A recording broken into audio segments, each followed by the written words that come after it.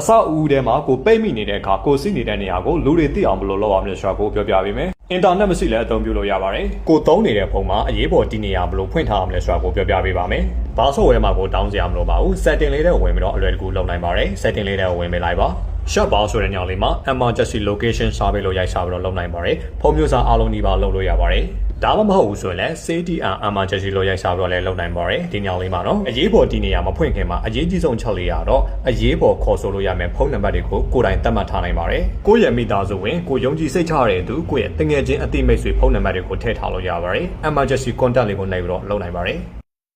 အပေါင်းလက္ခဏာလေးနဲ့ add emergency contact လေးကိုနှိပ်ပြီးတော့ကိုအရေးပေါ်ဖုန်းခေါ်ဆိုလို့ရမယ်ဖုန်းနံပါတ်လေးတွေကိုရွေးပေးလိုက်တော့ရုံပဲနော်ဖုန်းနံပါတ်တွေအများကြီးကိုစိတ်ကြရွေးချယ်နိုင်ပါတယ်ရွေးချယ်လို့ပြီးသွားပြီဆိုရင်တော့အောက်က down လေးကိုနှိပ်ပေးလိုက်တော့ရပါပြီအရေးပေါ်ဖုန်းနံပါတ်လေးတွေတတ်မှတ်ပြီးသွားရင်တော့ပြန်ထွက်လိုက်လို့ရပါပြီ emergency location service တွေကိုထပ်ပြီးတော့ဝင်ပေးရပါမယ်အင်တာနက်မရှိဘူးအင်တာနက်မရဘူးဆိုရင်လည်း emergency location service ကိုအသုံးပြုလို့ရပါတယ်ခဏကကိုအရေးပေါ်တတ်မှတ်ထားတဲ့ဖုန်းနံပါတ်တွေကိုဖုန်းခေါ်ဆိုတာပဲဖြစ် message ပို့လိုက်တာပဲဖြစ်ကိုယ့်ရဲ့ location ကိုလည်းပို့ပေးမှာဖြစ်ပါတယ်ဒီခလုတ်ကိုပိတ်ထားခဲ့ရင်တော့ကိုအရေးပေါ်တတ်မှတ်ရတဲ့ဖုန်းနံပါတ်တွေကိုဖုန်းခေါ်ဆိုတာပဲဖြစ် message ပို့လိုက်တာပဲဖြစ်ကိုနေတဲ့နေရာကိုလည်းပို့ပေးမှာဖြစ်ပါတယ်ဒီဗီဒီယိုဖိုင်လေးကတော့အခုလိုအရေးပေါ်ကာလမျိုးမှာအရင်အောင်ကြိုးရှိမဲ့ထင်ပါတယ်အားလုံးကျေးဇူးတင်ပါတယ်အားလုံးပဲဆင်ပြေကြပါစေ